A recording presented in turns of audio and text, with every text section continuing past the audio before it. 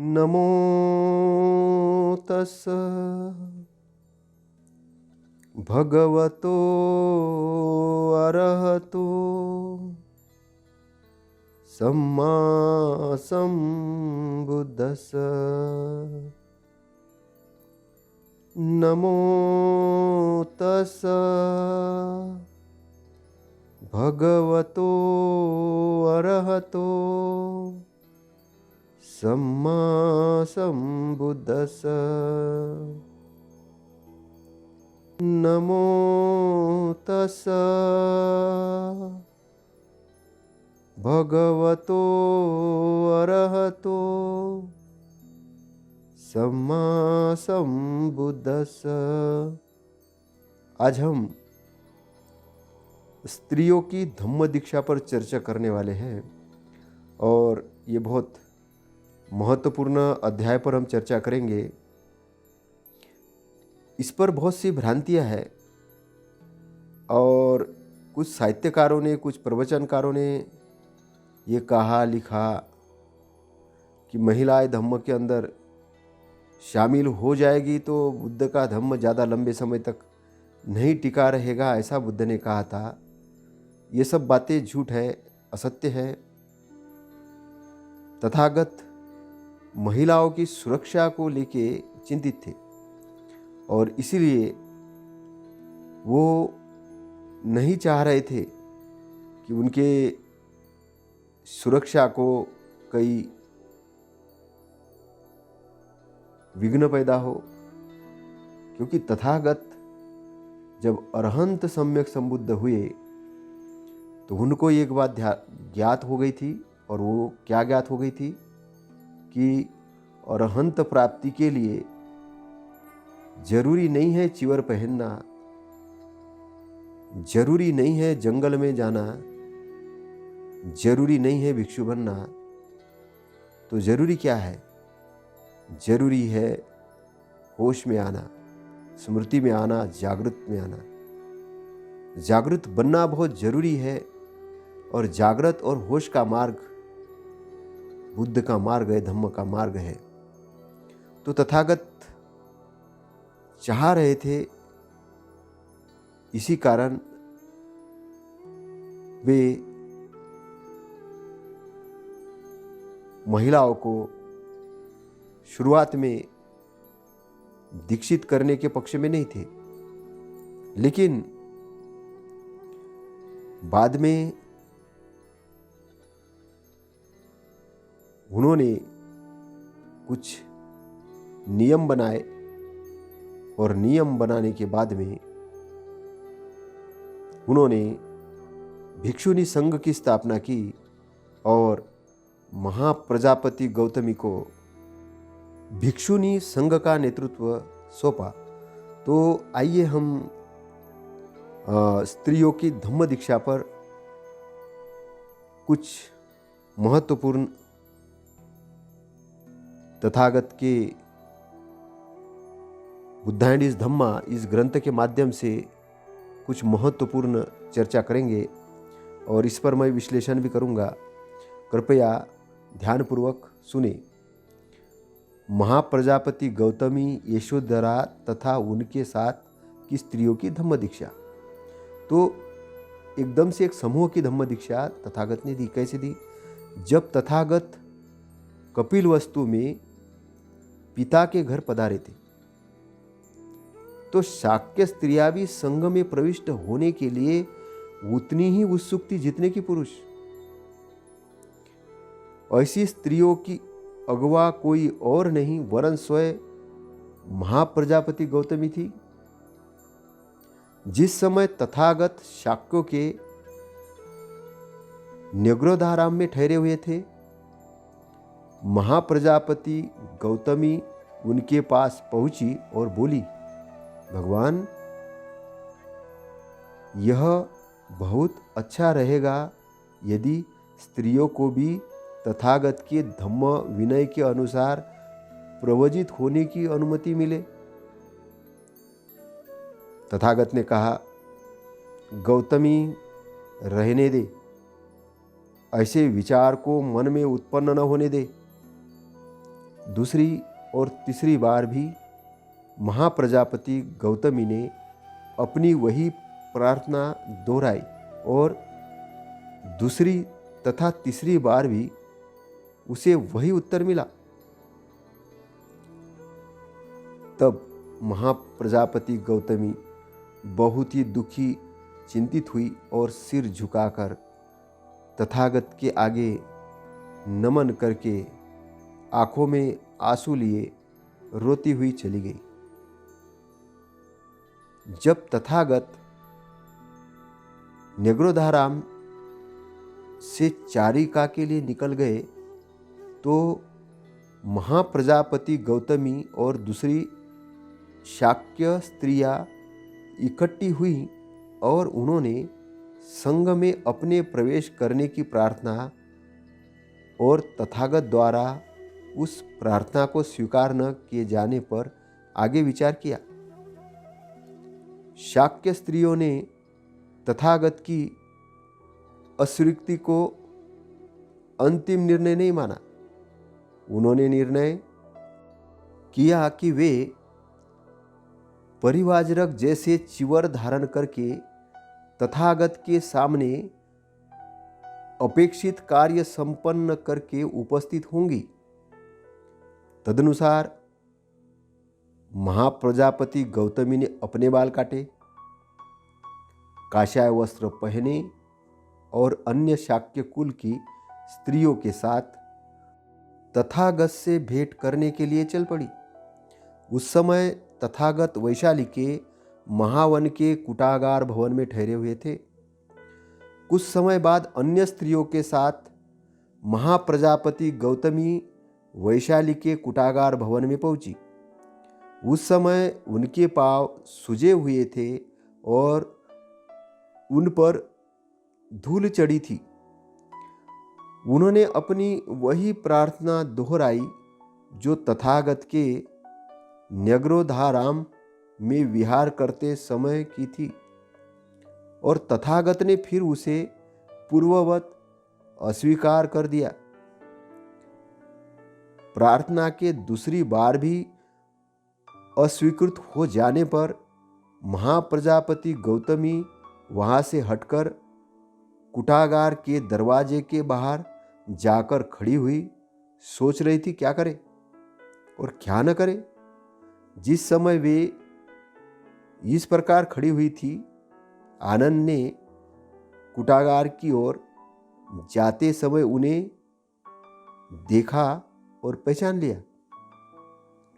तब उन्होंने महाप्रजापति से पूछा, तुम यहाँ इस प्रकार बरामदे के बाहर सूजे हुए और धूल भरे पैरों के साथ दुखी और आंखों में अश्रु लिए रोती हुई क्यों खड़ी हो? तुम्हारे पैर सूजे हैं और उन पर धूल चढ़ी है। गौतमी बोली, हे आनंद, क्योंकि तथागत स्त्रियों को घर से बेघर हो अपने धम्म और विनय के अनुसार प्रवजित होने की आज्ञा ही नहीं देते हैं। तब आनंद स्थवीर वहां गए जहां तथागत विराजमान थे और झुककर अभिवादन करके एक और बैठ गए।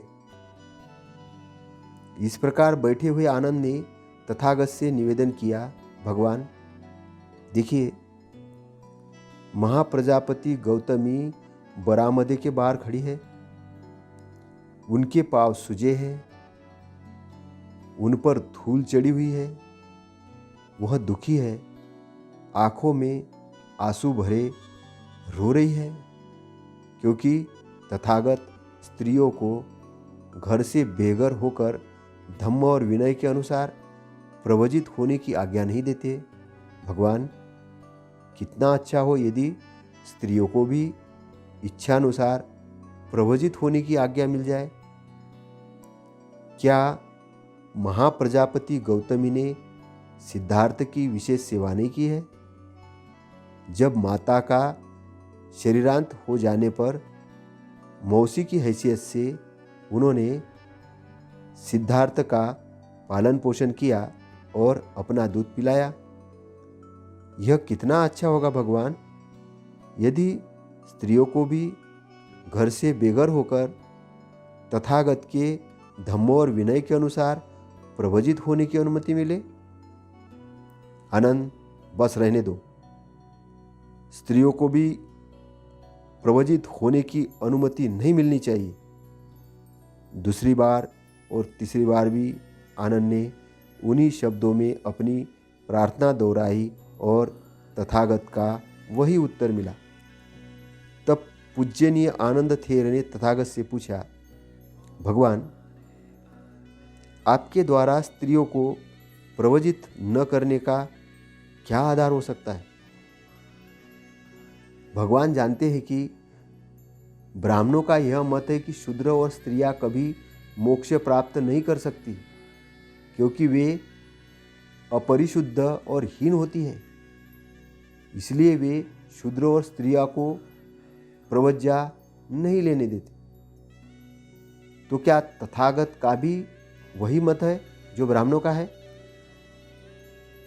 क्या तथागत ने शूद्रों को भी उसी प्रकार संघ में प्रविष्ट नहीं किया है जैसे ब्राह्मणों को? भगवान, स्त्रियों के साथ ही ऐसा अलग व्यवहार करने का क्या आधार है? क्या तथागत का यह मत है कि तथागत के धम्म और विनय के अनुसार चलकर स्त्रियां निर्वाण प्राप्त करने की योग्य नहीं है? तथागत ने उत्तर दिया, अनंत, मुझे गलत मत समझो। मेरा मत है कि पुरुषों की तरह स्त्रियां भी निर्वाण प्राप्त करने में सक्षम है। आनंद, मुझे गलत मत समझो। मैं पुरुषों और स्त्रियों के बीच भेद करने के सिद्धांत का समर्थक नहीं हूं। महाप्रजापति गौतमी की प्रार्थना को अस्वीकार करने का आधार कोई भेदभाव नहीं है, यह तो व्यवहारिक कारणों पर आधारित है। भगवान, मैं वास्तविक कारण जानकर बहुत प्रसन्न हुआ, लेकिन क्या व्यवहारिक कठिनाइयों के कारण महाप्रजापति गौतमी की प्रार्थना सर्वथा अस्वीकृत कर दी जानी चाहिए? क्या ऐसा करने से लोग धम्म की निंदा नहीं करेंगे और आरोप नहीं लगाएंगे कि तथागत के धम्म विनय में पुरुषों और स्त्रियों के बीच लिंग भेद किया जाता है? क्या जिन व्यवहारिक कठिनाइयों की तथागत को चिंता है, उनसे बचने के लिए कुछ नियम नहीं बनाए जा सकते? अच्छा आनंद, यदि महाप्रजापति का इतना आग्रह है कि मेरे धम्म विनय में उन्हें प्रवजित होने की अनुमति मिलनी ही चाहिए, तो मैं उसे स्वीकार करता हूँ। लेकिन इसके लिए 8 शर्तें माननी होगी।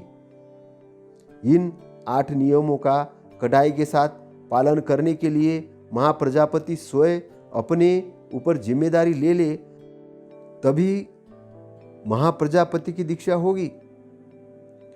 जब आनंद स्थविर ने तथागत से उन 8 प्रमुख नियमों की जानकारी प्राप्त कर ली, तो वह महाप्रजापति गौतमी के पास गए और उनको वह सब बता दिया जो तथागत ने कहा था। 8 नियम क्या थे, उसकी हम संक्षेप में चर्चा करेंगे। बुद्धा इस धम्मा के अंतर में ये चीज़ नहीं दी है, लेकिन हम विनय पिटक के अंतर्गत में कुछ संक्षेप के अंदर में इस पर बात करेंगे। तो वो 8 नियम जो महत्वपूर्ण भिक्षुनियों के लिए तथागत ने बताए थे, वे है कि किसी भी प्रकार का मैथुन नहीं करेंगे, किसी प्रकार के मैथुन नहीं करेंगे। दूसरा है चोरी नहीं करेंगे, चोरी नहीं करेंगे, चोरी करने के लिए किसी को प्रेरित नहीं करेंगे, चोरी करने वाले की प्रशंसा नहीं करेंगे। मनुष्य हत्या नहीं करेंगे, किसी मनुष्य की जानबूझकर हत्या नहीं करेंगे, हत्या का दोष नहीं लेंगे, किसी को हत्या करने के लिए नहीं उकसाएंगे और हत्या करने के लिए प्रेरित नहीं करेंगे। अर्थात मनुष्य मात्र को एक दूसरे से मैत्री करने के लिए, एक दूसरे के साथ में अच्छा व्यवहार करने के लिए प्रेरित करेंगे।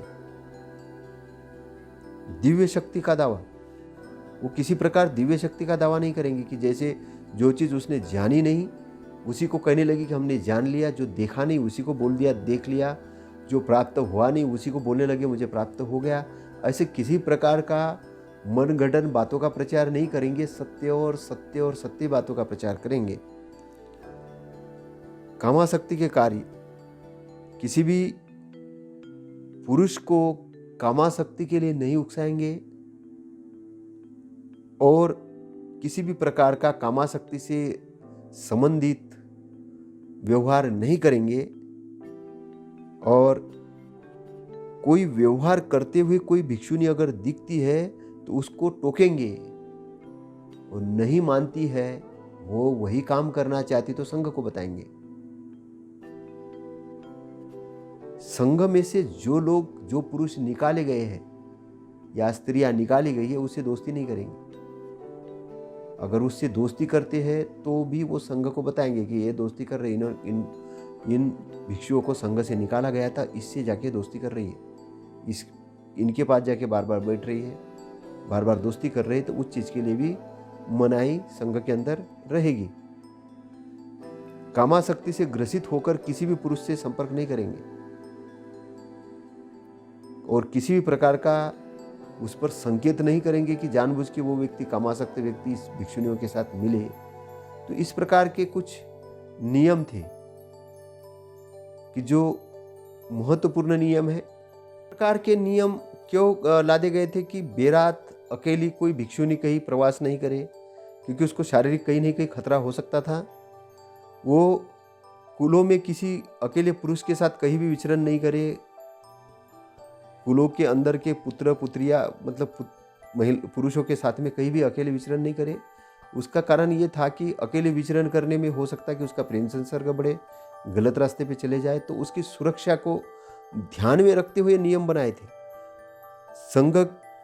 संघ से निकाली गई, तो संघ से किस भिक्षुनियों को निकाल लेंगे या किस भिक्षु को निकालेंगे कि जो संघ के नियमों को नहीं पालन करता है, संघ में फूट डालने का काम करता है, बुद्ध धम्म के विरोध में काम करता है, बुद्ध धम्म के ऊपर दोषारोपण जानबूझ के लगाता है, बुद्ध के धम्म कर दोषारोपण लगाता है। तो जो अनियमित तरीके से अनुशासनहीन कार्य करने वाले भिक्षु को भिक्षुनियों को संघ से जिसको बाहर निकाल दिया है संघ ने, उसके साथ जाके दोस्ती नहीं करेंगे। क्योंकि अगर दोस्ती करेंगे तो इसका मतलब कि वो कहीं ना कहीं कुछ संघ के विरोध में काम कर रहे हैं। तो संघ के विरोध में काम नहीं होना चाहिए, उसके संघ के अंदर में फूट नहीं पड़ना चाहिए। इसलिए भी ये नियम लागू किए गए थे।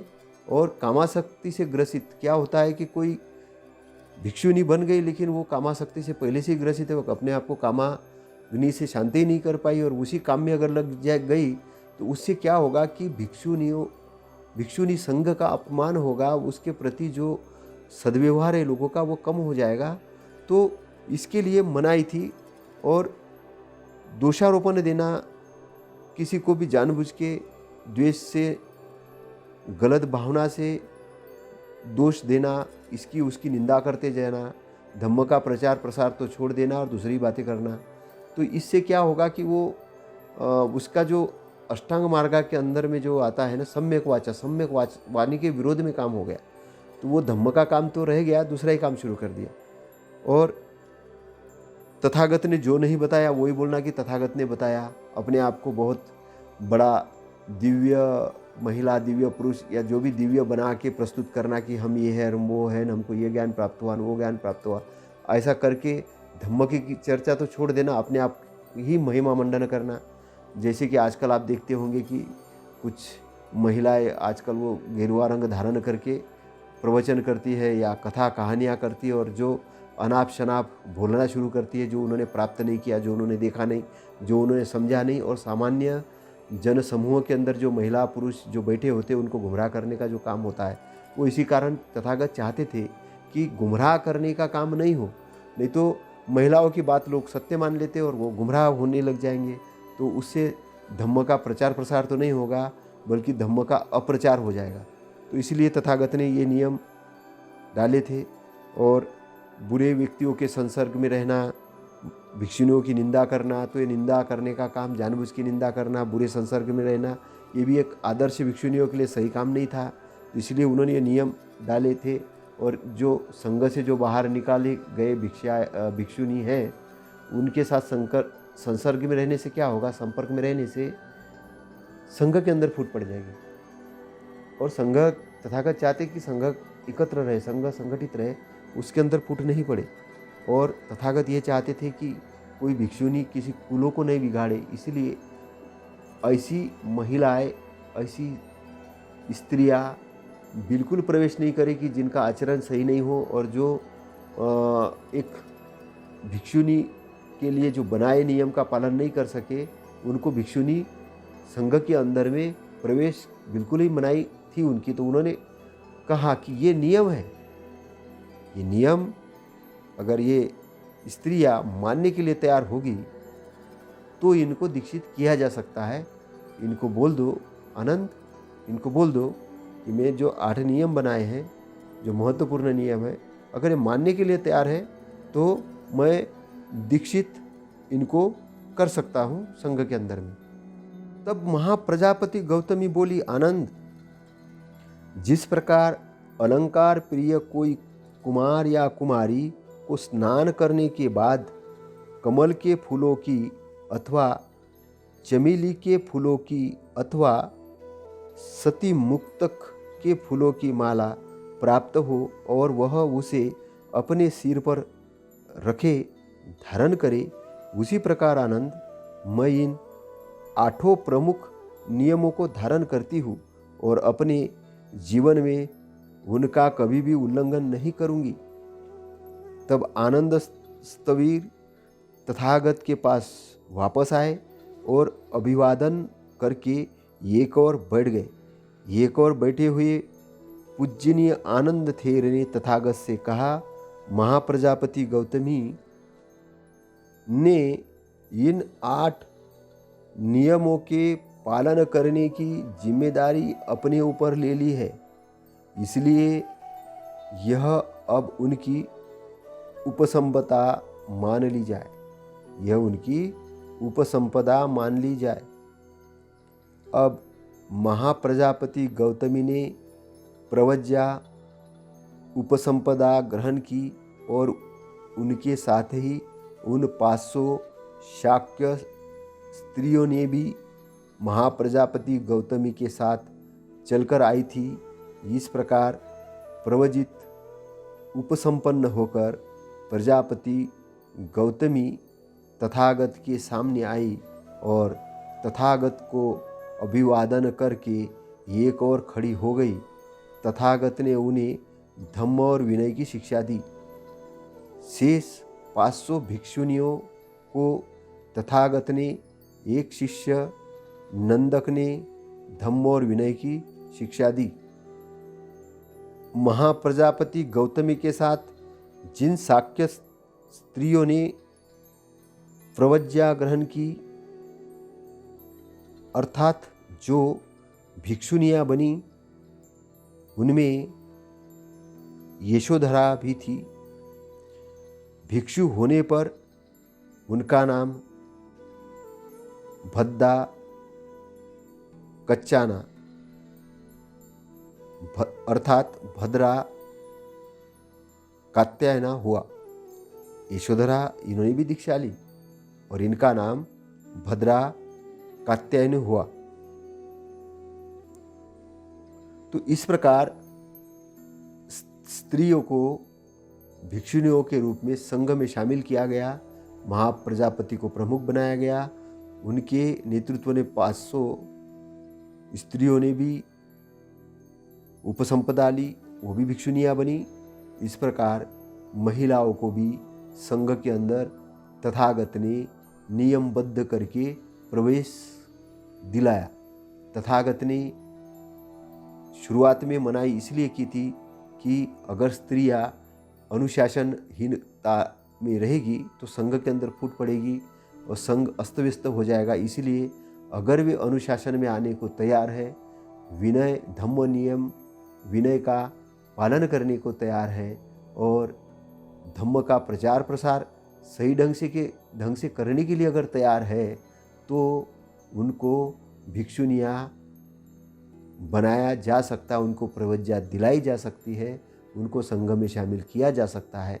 तो तथागत ऐसा क्यों चाह रहे थे? तथागत इसलिए चाह रहे थे कि तथागत को पता था कि अगर पुरुष भिक्षु और महिला भिक्षुनियाँ, जो भिक्षु और भिक्षुनियाँ ये आपस में अगर नियमबद्ध नहीं होंगे, अनुशासन में नहीं रहेंगे तो संघ अस्त व्यस्त हो जाएगा।